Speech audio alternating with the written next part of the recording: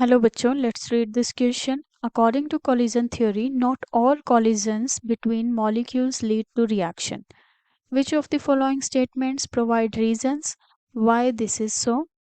And statement given है हमें A, B, C, D, which says the total energy of the two colliding molecules is less than some minimum amount of energy. B says molecules cannot react with each other unless a catalyst is present. C statement says molecules that are improperly oriented during collision will not react. D statement says molecules in different states of matter cannot react with each other. And options given are A and B, A and C, B and C and A and D. तो सबसे पहले हम इस question का key concept देखेंगे. Question says about the collision theory. So जो हमारा key concept होगा that will be same collision theory. Collision theory and according to collision theory जो हमारे पास रिएक्टिंग सब्सटेंस होते हैं वो प्रोडक्ट में कन्वर्ट होने के लिए they should collide with each other. And जो सब कॉलिजन होते हैं मॉलिक्यूल्स के बीच में एक रिएक्शन है. सपोज हमारे पास ये बीकर में कोई रिएक्शन हो रही है एंड जो ये मॉलिक्यूल्स प्रेजेंट हैं जब तक एक इफेक्टिव कॉलिजन नहीं होगा दोनों मॉलिक्यूल्स के बीच में तो एक प्रोडक्ट हमें नहीं मिलेगा. एंड जितने भी कॉलिजन्स होते हैं वो इफेक्टिव नहीं होते हैं, परफेक्ट कॉलिजन नहीं होते हैं. उसका रीज़न क्या है हमें इन 4 स्टेटमेंट्स में से चूज करना है. So let us write about this. According to the collision theory, reacting substance must collide. Reacting substance must collide. Must collide.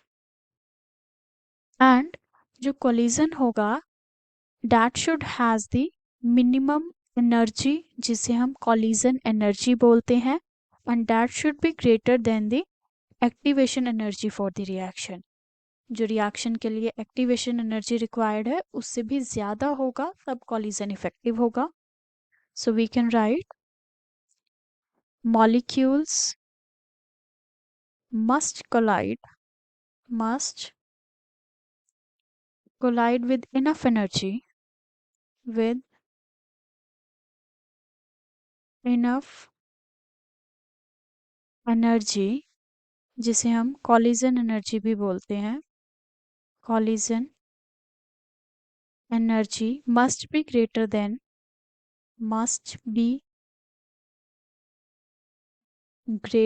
than the activation energy for the reaction. Then the activation energy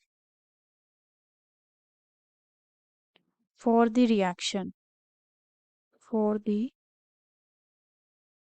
reaction. And जो molecules हैं वो एक perfect orientation में collide होंगे तभी effective collision होगा. Molecules must collide with correct orientation. With correct orientation. Let us say कि हमारे पास कोई मॉलिक्यूल है जिसका शेप इस तरीके से है एंड जो हमारे पास रिएक्शन मिक्सचर में डिफरेंट टाइप के मॉलिक्यूल्स होंगे एंड कुछ इस तरीके के मॉलिक्यूल्स भी प्रेजेंट हैं. नाउ कोलिजन होने के लिए ओरिएंटेशन प्रॉपर होना ज़रूरी है. अगर हमारे पास जो ओरिएंटेशन होगा इस तरीके से होगा विच मीन्स जो छोटा वाला हमारे पास मॉलिक्यूल है वो बॉन्ड्स के बीच में इस तरीके से कोलाइड करेगा तो बॉन्ड का ब्रेकडाउन होगा और प्रोडक्ट में कन्वर्ट होगा. This is the effective collision. But in same way हमारे पास अगर मॉलिक्यूल है this is the molecule same molecule है और ओरिएंटेशन जो है हमारे पास सेकेंड मॉलिक्यूल का, that is in this way. अगर इसका रिवर्स ओरिएंटेशन हो हमारे पास, देन जो कॉलिजन होगा वो इफेक्टिव नहीं होगा, बिकॉज जो बॉन्ड्स हैं उन्हें ये ब्रेक डाउन नहीं कर पाएगा, and due to which product में कन्वर्जन नहीं होगा एंड कॉलिजन जो है वो इफेक्टिव नहीं होगा।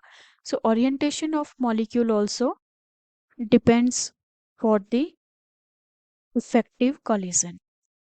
सो this was all about the collision theory. Now let us see जो हमें स्टेटमेंट गिवन है। जो हमें पहला स्टेटमेंट गिवन है that is the total energy of the two colliding molecules is less than some minimum amount of energy. It can be the possibility, अगर हमारे पास effective collision नहीं हो रहा है तो टोटल एनर्जी है जो कोलाइडिंग मॉलिक्यूल की वो कम होगी मिनिमम अमाउंट ऑफ एनर्जी से।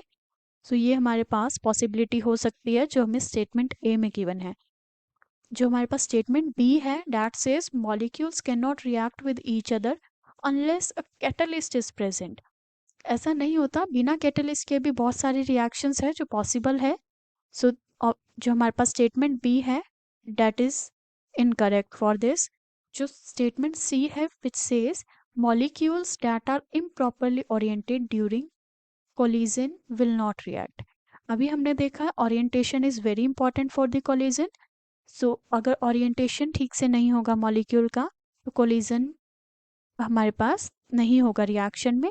So this can be the possibility for this. And जो हमारे पास डी ऑप्शन गिवन है that is the molecules in different states of matter can not react with each other.